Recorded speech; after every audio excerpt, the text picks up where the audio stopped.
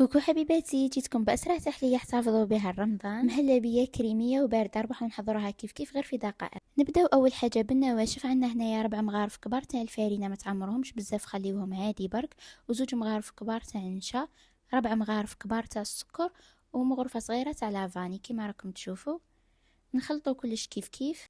وعندي هنا لتر تاع الحليب اللي لازم يكون بارد، ونبقاو نضيفوا فيه تدريجيا ونخلطوا في المكونات مليح.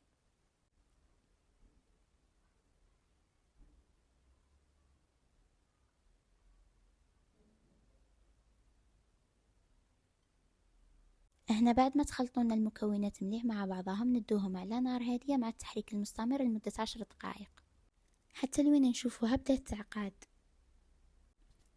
شوفوا معايا كيفاش ولات. وهنايا رايحين نحوها من على النار.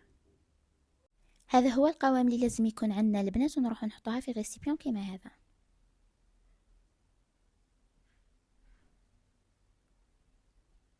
فوالا، ونروحو ديريكت نضيفو 2 مغارف كبار تاع لا شانتيي. وهنا رايحه نستعمل الباتر باش نخلط لا شانتيي لمده 2 دقائق.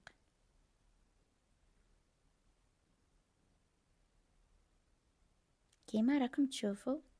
ونروحو ديريكت نديرو الخليطه تاعنا في لي فيغين كيما هكذا. انا هنا راني طولت عليها شويه وين جمدت كي تنصور لكم، بصح نتوما حاولوا تكونوا ليه ديروا كلش باش ما تجمد لكمش.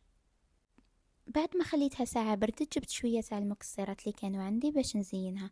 طريقه التزيين رايحه تبقى لكم، كاين اللي يحب يزينها بالقرفه وكاين اللي يحب يدير المكسرات كيما رايحه ندير انا.